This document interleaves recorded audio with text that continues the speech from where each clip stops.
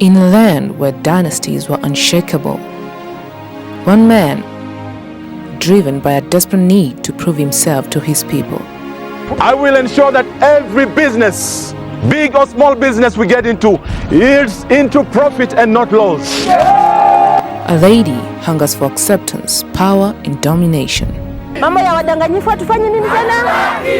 Good. Now I'm urging you that up from the presidential level down to the ward representative, vote for UKB. In a land where two candidates are running for the same seat, they bring a new meaning to the phrase politics.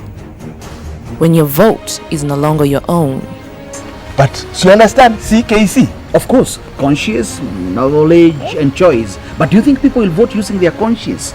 Politics is an absolute waste of time. I don't even know why people should even vote. They don't get involved. This is where money speaks. Our people love money.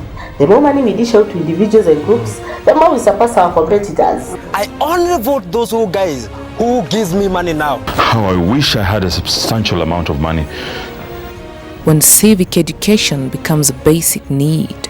Talking about rights is not the only thing that one needs, eh? I hope you're not going to preach to people.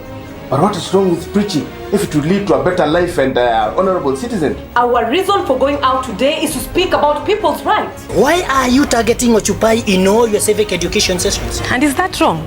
The electorate needs to know everything in terms of their right and the choices they make as voters. You are personalizing the whole issue. You know what, Chengo? For the first time, I have no words for you. The people's votes will change the country. Congratulations, madam. You're doing well on the ground, eh? Thank you. What are they saying? Nangasa has a good chance of winning the Senate seat. I'll vote for her. Vote for her. Because she has promised to help me. And I'm sure she will help other people. Please go ahead, go ahead. Nankasa will not win this election. She needs money, charisma. I can see you really support Nangasa. Yes, we have to vote for Nangasa. Mushi, you mean it's that very important for you to vote? Of course I have to vote for Nangasa. Oh, so can I go and borrow Sosi's wheelbarrow so that I can push you down there? Stupid! Stupid! How do you tell me that you put me on a wheelbarrow? Stupid woman! Occupy may be having his issues, and of course Inan is behind his campaign. Thank you very much for putting your money this very one. I will make sure that you win. What good has Occupy done for us? What is it? What development has it done for us? You should be looking at the option of what will happen in case your husband loses the election. Oh yes. What? Yeah. I think you are better prepared for that eventuality. Things are about to get really tensed and dirty. Hey, these guys want to finish me. Enough is enough, Solomon. Enough is enough. I'm filing for divorce. What? Goodbye. Are you saying I am a fool? No.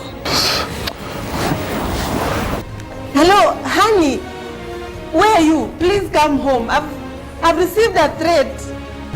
Jen, just relax. Someone saying you will kill me. You call me a thief. You call me a thief. Chairman. Yet, your obsession with what you call issues will cost us this election.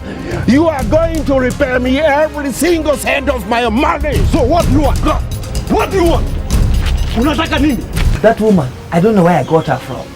That woman is tough-headed. Headed with capital H and capital B. Come here. Come here. You. One of these Fridays I will knock this head. Hey, good savior. Hey, young man, come on. Just stop it. Come on, stop it. Too much of argument when both of you are right does not produce another right argument. Who will win over the people of Moyo County? Who will get the seat? The rally